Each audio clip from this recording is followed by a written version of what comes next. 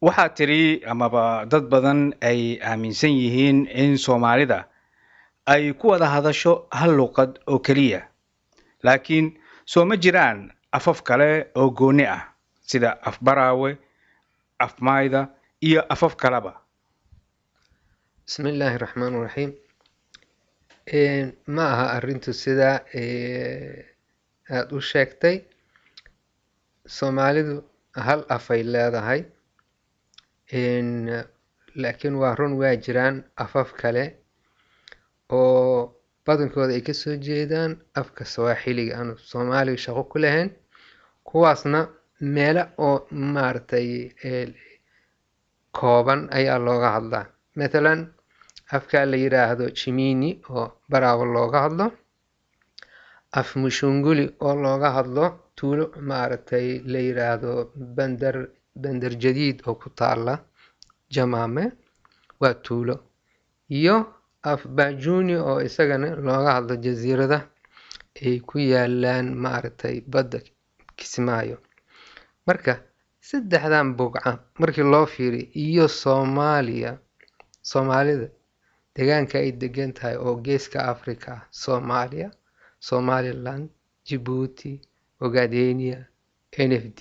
hadii loo fiiriyo iyo saddexdan bogcadood waa wax aad iyo aad u kooban waa marka inta kale waxay ku hadlayaan af Soomaali oo maartay iyo af Soomaaliga oo leh lahjado fara badan marka waa meeqa lahjadaha af Soomaaliga waa badan yihiin waxaana maartay loo qaybin karaa ama loo kooxeyn karaa saddex qaybood koox ahaan koox waxaan ku magacaabeynaa maxaa tiri oo ah deegaanka Soomaalida ay degto inta badan looga hadlo lahjadahaas maxaa tiri hana u badnaadeen maartay raacatada Soomaaliyeed iyo lahjado looga hadlo deegaanka u dhaxeeya labada webi oo ah afka ama lahjada Soomaalida u baratay af Maay la yiraahdo laakiin lahjadaha Maay iyo lahjadaha Digil waan u noqonayaa Soomaali lahjad af Carbeed waa marka af le ayaa maartay ayaa loo bartay mooye waa in la definayn garaa af muxuu yahay lahjadna maxay tahay dibaan u sheegay dada laakiin waxa isticmaalaan oo waxa badanaa la isticmaala af guriyeed wax la yiraahdo kan af guriyeedkan waa wax maartay cusub waaye oo Soomaalida dhan aan wada garanaynin waa neologism fiican waa af guriyeed waana sax kaasa ku haboon marka maxaa muujinayana in lahjadahan ay ka wada tirsan yihiin af Soomaaliga waxa muujinaya maxaan ku yiraahdaa waxyaabo badan xagga naxwaha hadaan fiirino waa isaga mid meelo badan ay isaga mid yihiin qodobada ha ahaado magacyaalada ha ahaadeen ama maxaan ku yiraahdaa falalka naxwaha xagiisi waa wax yar ay kala gidiseen lahjada maxaan ku yiraahdaa luqad kastaba lahjadahoodii wax yar waa kala duwanaanayaan aan ka soo qaadno lahjadaha maxaa tiri hadaan isu fiirino waxaad arkaysaa qoloba maartay si ay ugu dhawaaqaysaa iyadoo isku lahjada yihiin waan baxayaa iyo waan baxahayaa iyo waan baxoohayaa kulligood grammatically naxwo ahaan waa isaga mid marka taas looma fiirinayo xagga ereyada waxa waaye in waxyaabo badan ay maartay ay lahjadahan Maay iyo maxaan ku yiraahdaa Digil iyo maxaa tiri ay ku kala duwan yihiin maxaan ku yiraahdaa kala duwanaantan waxyaabaha keenay waan ka warrami doonaa dad markii la leeyahay lahjadaas ama af waaye af jiidu af waaye markii la leeyahay waa in cilmi ahaan loo baaraa la ogaadaa waxa waaye ereyada asaasiga ama basic vocabulary markii 50% ay maartay ka yaraadaan inta ay wadaagaan ayaa lagu magacaabi karaa laba af waay laakiin haddii boqolkii konton in ka badan ay sheergareen ama wadaagaan waa lahjado waay isku af waay marka lahjadahaas webiyada looga hadlo boqolkii 60 ilaa 80 ay la wadaagaan lahjadaha maxaa tiri sidaa daraaddeed lama dhihi kara af gaar ah waay maxaa keenay farqigan waay waxaa u badan dhinaca ereyada saddex qeybaan u qaybin karnaa ereyada ereyo waxa waaye ay isku mid ay yihiin lahjadahan oo idil oo dhawaaqooda iyo micnahooda isku mid ay yihiin haddaan ka soo qaadno san tin lug dheg il far bir dhul dal geed biyo soor dad bil jilib beer duur koor iyo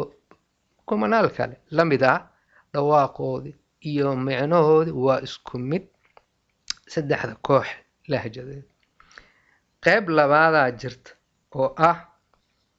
waa isku mid laakiin maxaan ku yiraahdaa lahjadahan oo interriverent-ka ah waxaa ka maqan laba cod caynka iyo xa'da marka kuwaasaa ka maqan oo ay maaragtay u ekaadeen erey kale mithaal madaxa waxaa laleeyahay lahjadahan mada xa'diyaa ka maqan ama mithaal kale waxaan dhihi karnaa carab arab arab maxaan ku yiraahdaa cambaar ambaar ama cunug meesha la dhihi lahaa onog marka farqiga waxa waaye waa mid maaragtay codeen waaye phonetic ah ma aha farqi oo micno ah ama erey ah qaybta saddexaad waxa waaye lahjadaha maxaa tiri innovationka ku badan innovation waxa waaye waxyaabo cusub ayay maaragtay lahjadan ku badan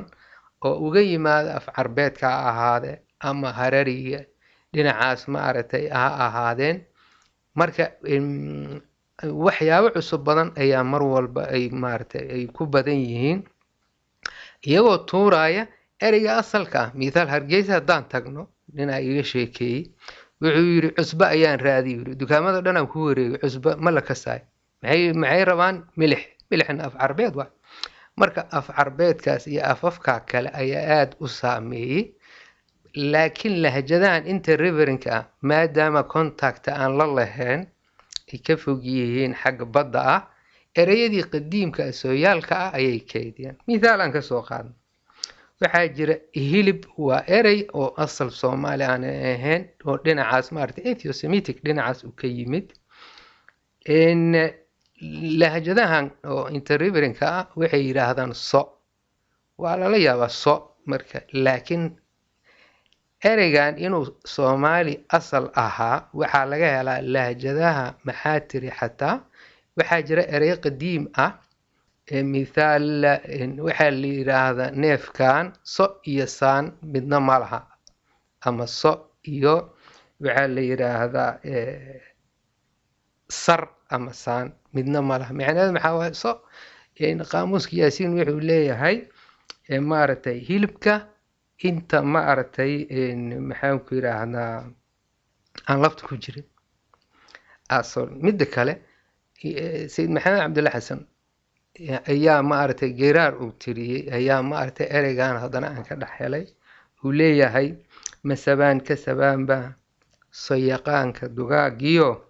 haddii aanu sabaynay soominoo qadinay marka hilib yaqaanka muxuu dhihi waayey cabdulla xasan barke geeraarkaas alliterationkiisa ama qaafiyadiisi ayaa siin ah sidaa daraaddeed so ayuu ku daray so yaqaan waa carnivores ayuu ku habboon yahay marka sayidka af ma kasaynin af digil iyo maaragtay afafkan ama lahjadahan ma kasaynin maxaa baray yacni waxa waaye waa erey qadiim ah sooyaal ahay ay ku hareen gabayada iyo mahmaahyada iyo meelaha aan ka dhex helayno tusaale kale waxaan qaadan karnaa Soomaaliga waxa lahjada maxaa tiri waxaanu ka helaynaa garaac waa erey asalkiisa qaraca carabi waay laakiin ereygaas waxaa lagu bedelay dhow oo micno kale uu yeeshay lahjada maxaa tiri laakiin lahjadaha oo webiyada weli garaac ayuu u yahay dhow lahjadaha maxaa tiri inuu ereygan aan cayda hadda noqday aanan ahayn oo ahaa garaac waxaan aanan ka arkaynaa ereyo ma aragtay lamaanan oo qadiim ah compoundska ah ayaa ka buuxa ereygan mithaal aan kasoo qaadna suul dhabasho yacni suul dhabaale waa hadal heesti batay lahaayeen marka waa suulkiioo laysku garaacay dhiga dhabasho waxa waaye ariga markii maaragtay dhigaha saas uu ka dhigayo oo madaxii biyo u gaaro maaragtay ay sameynayaan waxaa jira dhowdhowle shimbir la yidhaahdo oo garaaca geedaha jiridooda gargaraace ma la dhahay dhowdhowle ayaa la yidhaahdo oo afka qaamuuska caadi aan uga helayno waxaa jira xataa alif la kordhowey alif la hoos dhowey alif la gode alif la hoos garaace alif la kor la garaace ma aha waxaa waaye alif la kordhowey dhabid waa kan waxaa waaye alif kor laga garaacay hoos laga garaacay ayaa lagu wataa iyo wax la mid ah marka tan marka waxay kutusaysaa erey qadiim ah inay maaragtay conserve gareen oo more conservative inuu yahay inay yihiin lahjadahan oo interriverinka ah aan kusoo xirno mithaal geela ereygan geela ah ee asalkiisii gaal ayuu ahaa oo lahjadahan weli gaala ay isticmaalaan laakiin lahjadaha maxaa tiri geel ay u bedeleen in ay u bedeleen waxaad ka garanaynaa ereyada qadiimka ah oo compoundka ah sidooda ku hare oo geel ka hadlayaan ayaa maaragtay formkaas weli sidiisa ah crystallized ku noqday mithaal haruub gaal lama yiraahdo haruub geel maxaa loo dhihi waayo waaba geelye haruub gaala lileh waxaad arkaysaa ereyo fara badan mithaal sangaal waa dixiri oo sanka maaragtay geela uu galo foori gaalleen foori gaal yacni foore oo gaal geela keliya maaragtay loo sameeya afagaal waa xidhiga ah gaal kacyo xataa dadaa u fasirtay meeshii gaalaha laga kiciyay never run maaha waa gaal kacyo sida taas hadday tahay waxaa dhici karta qabaa'il soomaaliyeed ayaa waxaa jira gaal kacyo kii gaala oo maxaan ku yidhaahdaa gaal jecel gaaladuu jeclaa maaha gaal jecelna waa la yaqaanaa waa beel soomaaliyeed oo meel kasta ay joogto maaragtay geela ay aada u jecel yihiin abgaal markii lagu leeyahay abkiisa gaal ma aha waa abkii geela iyo wax la mid ah marka waxyaabahan waxay kutusayaan in afkan ama lahjadahan maxaan ku yidhaahdaa oo maxaa tiri ah inay ku badan yihiin waxyaabaha cusub bedelaad badan kana uu yahay lahjadaha interriverankana ay yihiin kuwa oo maaragtay conservative oo aada u kaydiyey ereyadii sooyaalka ah weli ay marka taasa saddexdan nooc erey kan koowaad waaba isaga mid kan labaad iyo kan saddexaad ayaa ka dhigay wax cusub oo aanan ahayn afka maxaa tiri aanan ka mid ahayn laakiin saddexdoodiiba kooxood markaan isku darno hal meelay kasoo wada jeedaan hal af waaye oo afkaasta marka adi ku magacaabo af soomaali ama waxaa rabtid ku magacaabo laakiin isku isir maxaa waaye sababta keentay in lahjadaha deegaanka webiyada ay ka duwanaadaan kuwa kale haddii aad tiri giddigood waa isku isir waa run yacni waxa ugu muhiimsan laba arrimood ayaa sabab ah midoo waxa waaye dadka degaanka labada webi u dhexeeya waa dad maaragtay sedentary ah inkastoo ay jiraan dad xoolo dhaqato ah iyo beeraley ah kuwa xoolo dhaqatada ah reer guuraa maaha sababtoo waxa waaye biyo iyo baadba meeshay ka helaan marka uma baahna inay guurguuraan halka dadku ku hadla lahjadaha maxaa tiri waxay u badan geeley u badan yihiin dhulkoodina maaragtay waxa waaye biyaha iyo baadka ku yar marka sidaa daraaddeed waa dad reer guura ah oo meelna aan fixad aan ahayn marka meel ayay maaragtay ku sugan yihiin contactigiyaa yaraanay marka haddii dadka ay maaragtay sedentary ay yihiin oo hal meel ay ku sugan yihiin xiriirka dadka kale ay la yeelanayaan ama dhexdooda ayaa yaraanay laakiin halka dadka maaragtay reer guuraaga ah walba waxay xiriir la yeelanayaan ummado kale marka afkii waa la isdhaafsanayaa ma garatay arrinta labaadna waxaa waaye labada webi iyagana xuduud ayay u yeeleen oo iyaga iyo maxaan ku yiraahdaa dadku ku hadla lahjadaha maxaa tiri iyo iyaga waxaa maaragtay ereeyay oo isolated ka dhigay labada webiyaa ka dhigay marka kuwan ayaa ka dhigaya koosgareeyey ama sababay inay maaragtay kala duwanaadaan kala duwanaanshihiina waan taan kasoo hadalnay sida dabiicadeeda ay tahay kala duwanaanshahaas waxaa jirta hadda in dastuurka loo sameeyey Soomaaliya in Soomaaliya la yiri waxa looga hadlaa laba af maxaa tiri iyo af maay marka maxaa lagu sareeyay in Soomaaliya la yiraahdo laba af looga hadlaa oo dastuurkii ku meel gaarka ah lagu qoro aadamo ani waxaan ka hadli karaa academic-aan ahay ani cilmi ahaan aan uga hadli karaa su'aasha waxa weeyaan si academic ah ma suuragal miya maxay ku saleeyeen adigana maxaa ku saleyn lahayd adiga waxaad ku saleyn af Soomaaliga waxaad leedahay waa hal kaliya laakiin dastuurka la sameeyay dastuurka wuxuu leeyahay laba af Soomaali looga hadlaa ma waxaan ku celinayaa academic ahaan aan u waramaya waxa waaye laba af ma aha waa koox maaragtay lahjadeed oo kala duwan sida maxaan ku yiraahdaa Italy hadda aan joogno reer Napoli dadka afka ku hadlaan ama lahjada ay ku hadlaan iyo maxaan ku yiraahdaa dadka Firenze ay ku hadlaan isma afahmaan isla markiina waa lahjad waa lama dhahayo afkii reer Napoli ay wala hadlin lama dhahayo marka maxay tahay taas waa la baaray waxa la ogaaday marka la baaro lahjadaha cilmi ahaan loo baar ayaa la ogaanaya inay lahjado kale yihiin iyo inay isku af yihiin carabta xataa Yemen aan ka soo qaadno nimanka degan Hadramaut iyo reer Sanca ma isma fahmaan waxaad maqlaysaa midaal reer Sanca waxaan arkay markay Hadramaut iyo meelahaas ay yimaadaan markaas ay leeyihiin waa baqayt ninkan ma fahmayo waa baqayt wuxuu leeyahay ايش تشتي ايو لا كان نيكا شمالي او سنة مركا ومد كاستبا waa leedahay in lahjadooda ay kala duwayn maghrib hada af carbeed aan uga hadlaa aan la fahmaynin aan uga hadlaa lama dhahay af carbeed ma aha nimanka carabta oo maartay garbka degan iyo carabta sharqiga degan lahjadooda waa kala yihiin marka lama dhahay Masar waxay ku hadlaysaa af kale Sacuudigan waxay ku hadlayaan af carbeed ay ku wada hadlayaan gidigood isla markiina marka kala gedisnaantaas waxa roon in laga fiiriyo nadariya cilmiyan loo fiiriyo la yiraahdo ma lahjada bisa afafwa laakiin arrintan oo dawladda ay go'aan ay ka gaartay ani waxaas maartay waa dhinac siyaasad ah maartay kama wadi kara laakiin dhinacan academic sidaas ay la tahay waxaa hore u tiri in Soomaalidu ay ka midaysan tahay xagga afka, diinta, dhaqanka iyo xagga muuqaalka jirka halka dadweynaha kale ee Afrikaanka ay ku kala duwan yihiin arrimahaas taasi markaasi macnaheedu sooma aha in Soomaalidu hal meel ama qof kaliya ay ka soo wada jeedaan maya in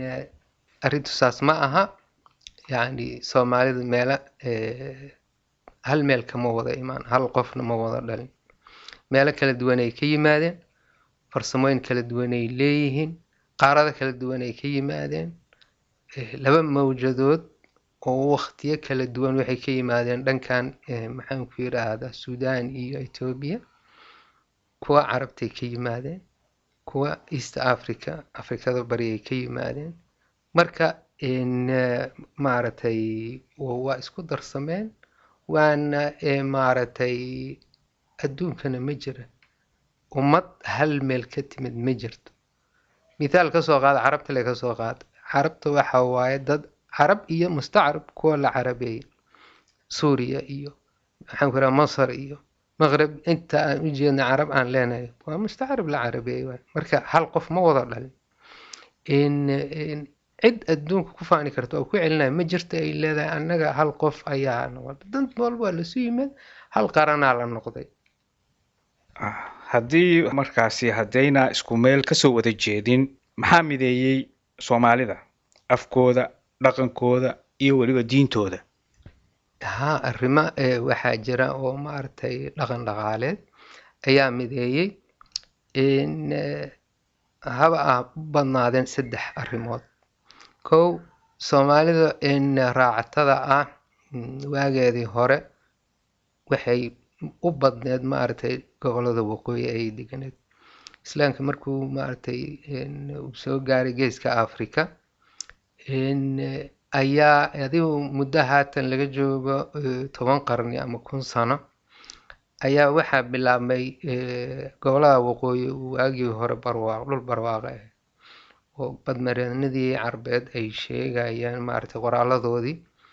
abaara ayaa lasoo gudboonaa. marka waxaa la bilaabay in laga soo guuro, dadkiina xoolo dhaqatay noqdeen dhanka koonfureed ay usoo guurayeen. marka geedigaas koonfur ilaa galbeed ayaa loo guurayay. galbeedna waa tii dagaalkii uu dhacay maaragtay muddo 4 qarni uu ka socday maabayna maaragtay boqortooyada xabashada iyo muslimiinta oo soomaalida ka mid ah,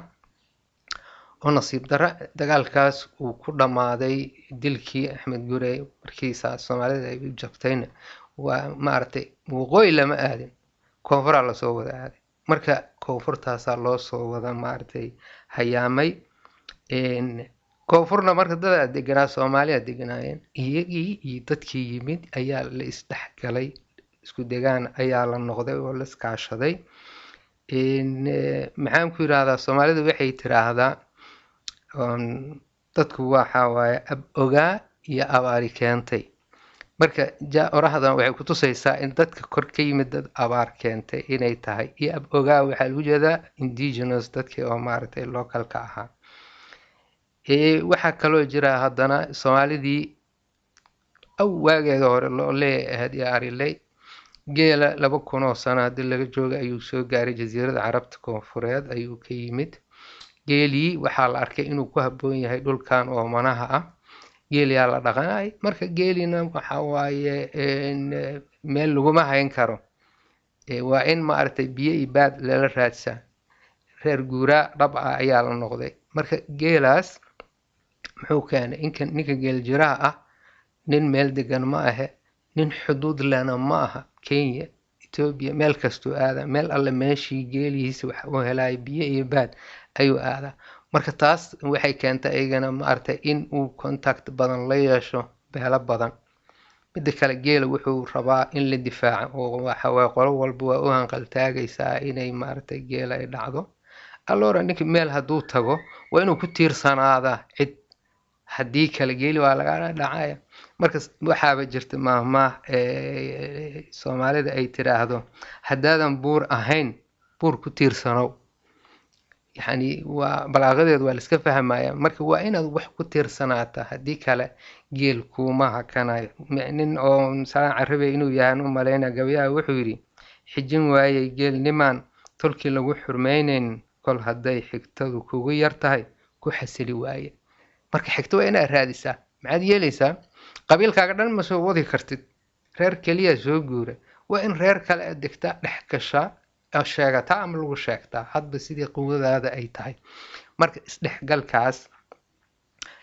waxaa keenay marka waqooyi kasoo hayaamidii iyo nomadismihii geela oo boos aanan lahayn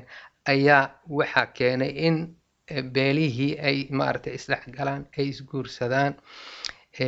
ay isbahaystaan ayaa maaragtay ayaa ka mid ah waxyaabaha keenay.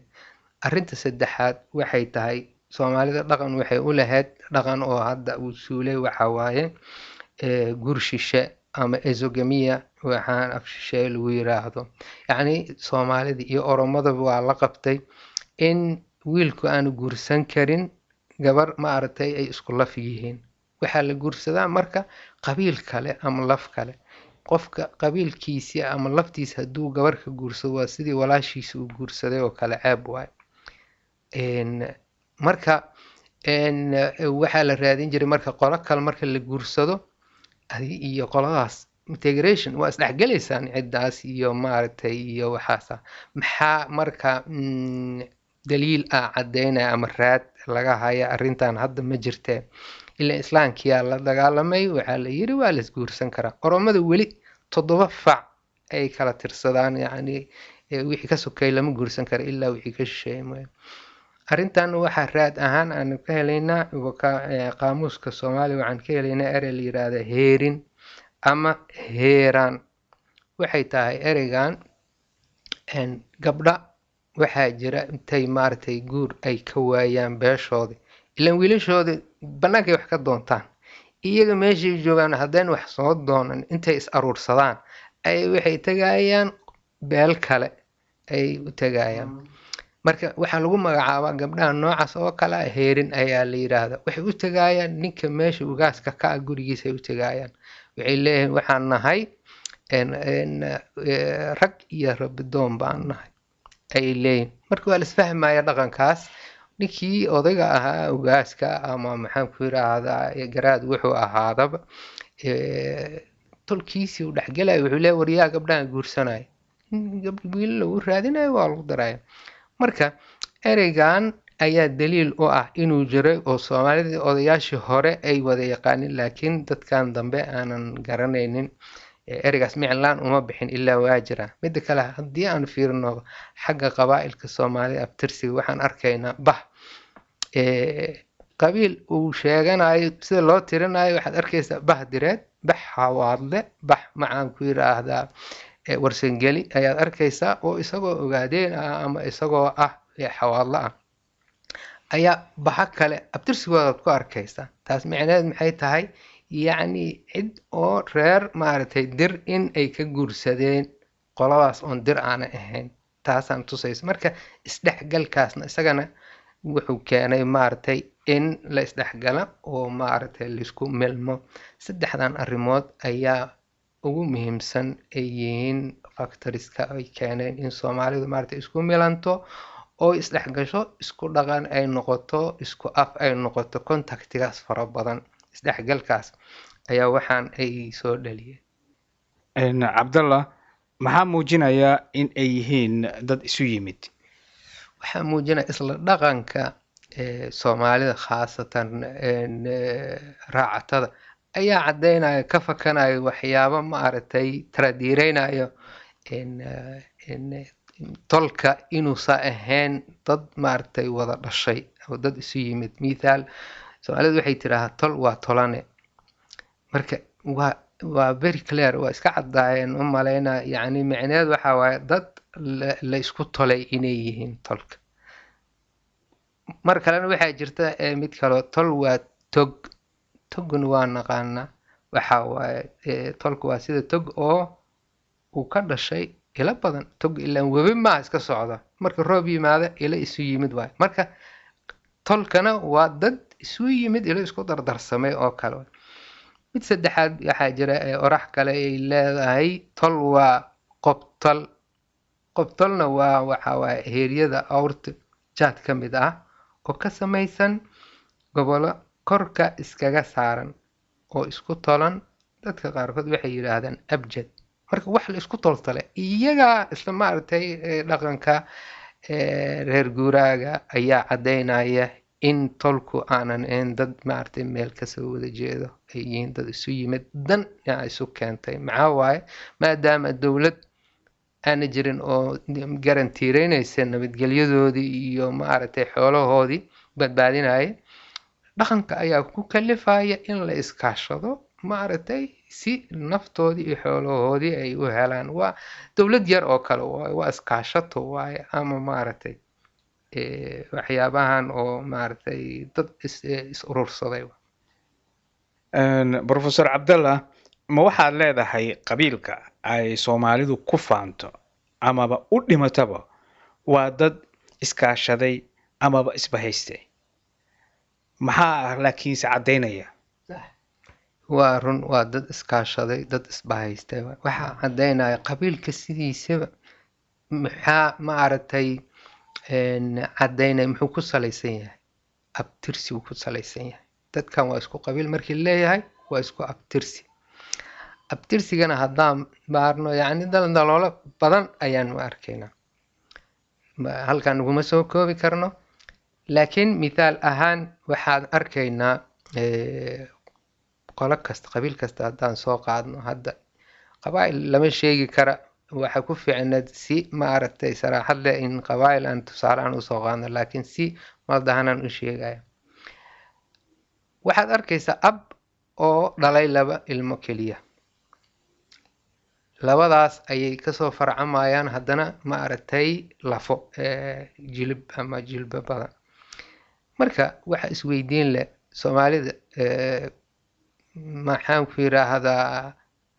hadda ayaa la bilaabay maaragtay control dinashita ilma dhalidda oo la xadidaya waagaas lama kasaynin daawona ma jirin maxay laba keliya u dhali jireen oo sidaan loo malayn karana soomaalida maaragtay 5 6 10 inay dhali jirtay way iska caddahay marka abtirsigiya waxaad arkaysaa inay laba keliya ay u kala baxayaan marka waxaan lamaalaha oo laba laga dhigayo waa wax dhaqan oo bulshada Soomaaliyeed xataa si kale ay u isticmaalaan mithaal aan ka soo qaado waxaa la yiri af ahaan markii la kala bixinayo waxaa la yiri may iyo maxaa tiri waa labadii lahjadood ugu weyn aan sheegin marka abtirsiga weyn markii la aadayn waxay leeyahay sab iyo Soomaali odagii hiil labadan lagu dhalay miya waxaan arkaynaa bulshada inay u kala saaraan mithaal culimo iyo caamo waxaa la leeyahay xidid iyo xigaal waxaa la leeyahay dhalyo iyo dhareer wadaag ereygan oo kala mithaal dhalyo iyo dhareer wadaag tan waxay ku tusaysaa qabiilkii wuxuu ka kooban yahay dhalyo dad u dhashay native ah iyo dhareer wadaag waa dad maaragtay oo si kala xataa ingiriisiga waxaa jira kith and kin am kin and kith ay yiraahdaan yani dad native ka ah iyo dad maaragtay saaxiibo ah marka dhaqankan waa dhaqan oo universal oo weligii jiri jiray waa Soomaalidana marka abtirsigooda haddaa fiirisid labadaasa u badan walow haddana labadii midkiiba 5 noqon kara 4 noqon kara 3 noqon kara laakiin waxaan arkay labadana ka buuxo marka qaarkood waxaad ka garanaysaa magacyada ayaaba ku cadeynaya inay laba qolo kale yihiin qaarna ma garanaysid mithaal waxaa jira qolo ay yiraahdaan ay u kala baxaan beel ay u kala baxdo dadkoodii dhalad iyo dhaqan waa iska cadyahay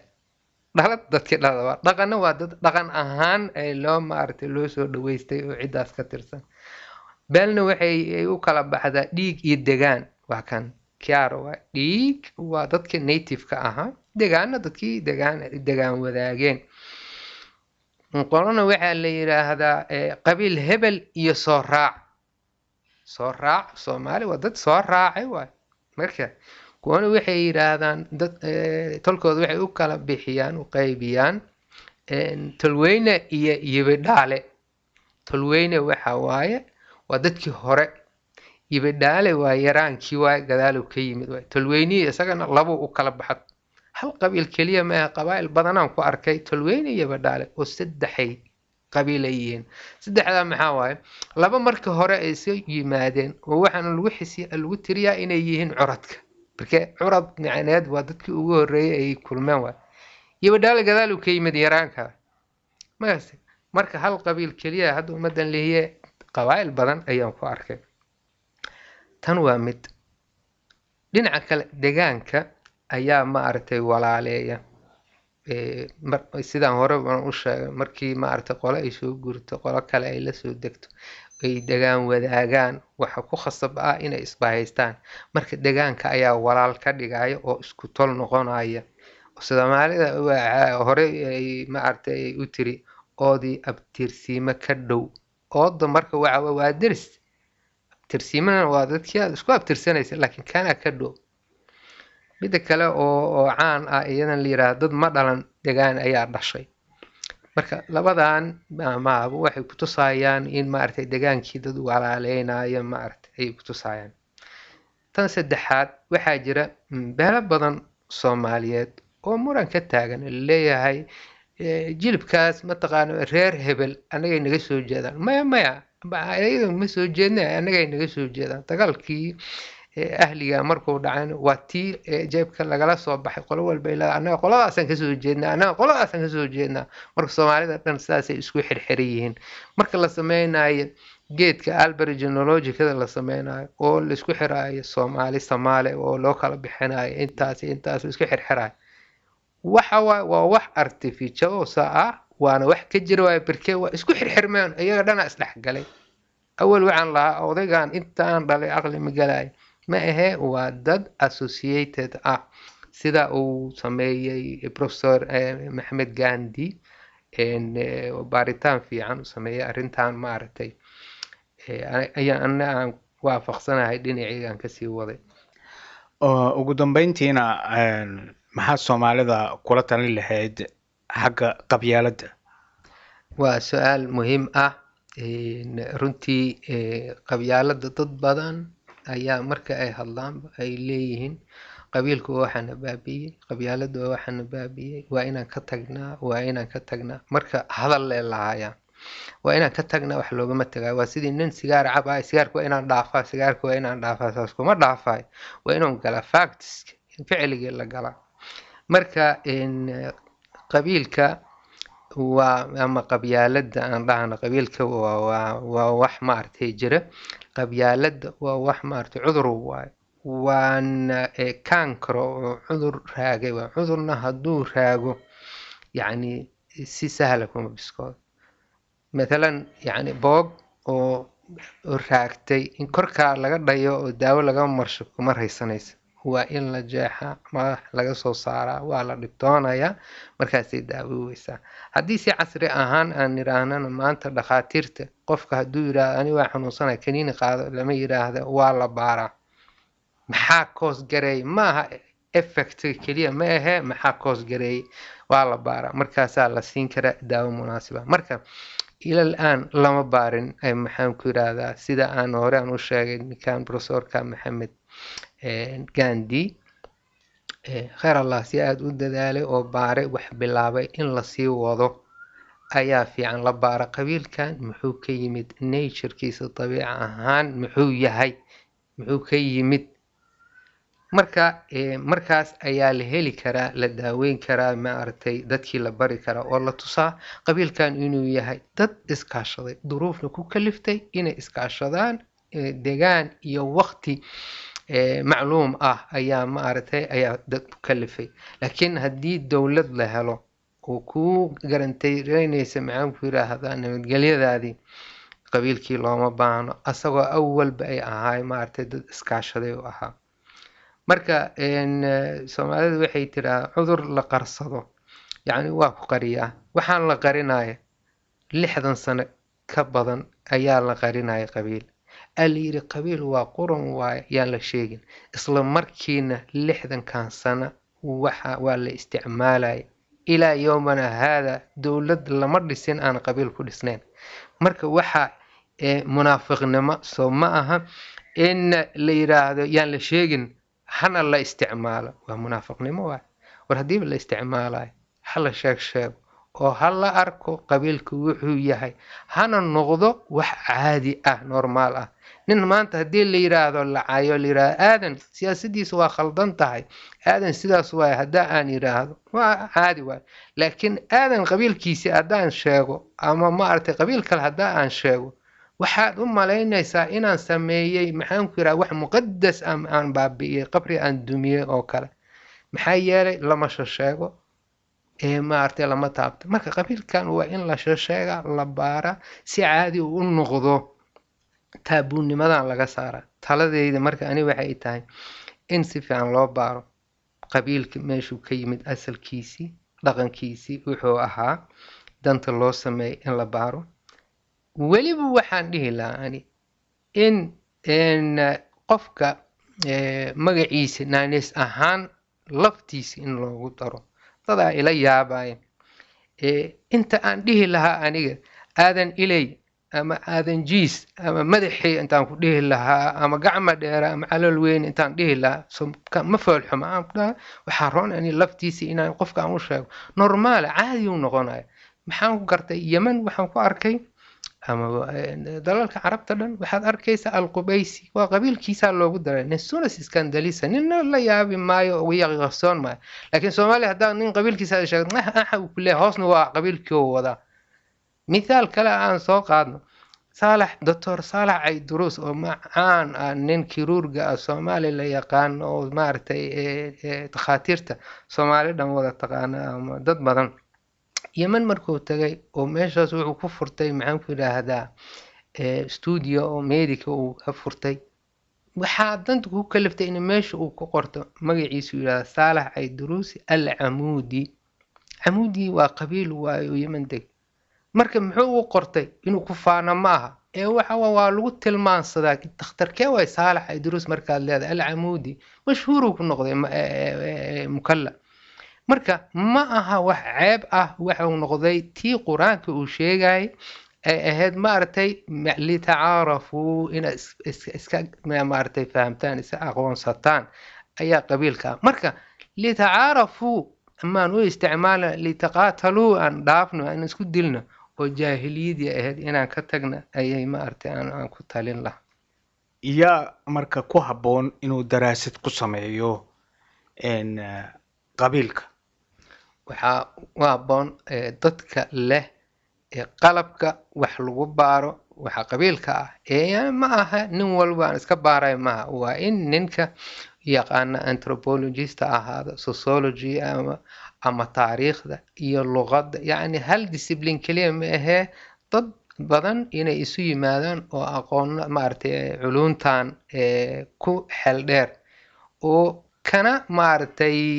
maxaan ku yiraahdaa maxaan ku yiraahdaa kan nazaxan wax caatifad la yiraahdo oo maaragtay inay meel iska dhigaan maradkan yacni xataa mutacalimiinta waa gaaray laakiin waxaa la rabaa in la bilaabo oo si cilmiyaysan loo baaro dadkana aan seeftooda lasoo bixinee ay dhegaystaan maaragtay la kritikaareeyo oo sidii wax maaragtay loogu doodaa waxyaabo kastoo looga dooda in looga doodo khaladaa la sheegi karaa aniga hadda khaladaad badan inay iga dhacaana dhici karta laakiin haddaanan khalad la sheegin goormaad wax sheegaysaa waay ninkii khalda ayaa wax sameeyey kan aan khaldayno waa kan waxba aana samayn kaasaan khalday sida hore loo yidhi oday dhaqameedyada kaalinta ay ka geli karaan oday dhaqameedyada lagama maarmayo yacni waa referency waa ilan annagu ma hayno maaragtay raad raac anigu dhaqankan hadda waxa aan baaraayo yacni wax aan dhaqan aan u lahaa maaha wax aan bugaag aan ka akhristay iyo wax odayaal aan maaragtay la kaashaday waay oday dhaqameedyada waxa waaye waa resourciga ugu wanaagsan waaye iyagana in la coinvolgere lagu daro waa la weydiiyey ilaa markii la leeyahay tol waa tolane aan kama helin nin macallin ah oo jaamacad jooga ama dhakhtar ah iimaan sheegin may fahamtay nimankaasaa laga hayaa runta ah marka runta haddii maaragtay qofka u soo jeesto runtii waa helay resource badan laakiin 17 sano 18 sano ee dambeeyay mar kastaba waxa la soo hadal qaadi jiray oday dhaqameed dagaalkii ahliga Soomaaliya ka socday oday dhaqameed waa la soo hadal qaadaa waa shiraan ilaa haddana waxba kama soo bixin meesha waxa la rabaa waxa waaye qof oo maaragtay wax walba waxa run qof hogaaminayo qof aqoon u leh arrimahan oo hogaaminayo oday dhaqameed kaligiis waxbaar hadii la yiraahdo sidii awal weligiis yeeli jiray qol walba qabiilkeeda ayay maaragtay amaanaysaa qabiilkeeda ugu fiican ayaa ugu wax ah laakiin waxa la rabaa qof intaasoo dhan superaare dhaafay oo aqoon leh hal qofna aanan ahayn koox aan dhihi lahaa ay oday dhaqameedyada waxaa loo isticmaalayaa sidii bibliography ahaana loo isticmaalayaa maaragtay doodo laga qayb gelinayo marka hadda taladu waxay tahay oday dhaqameed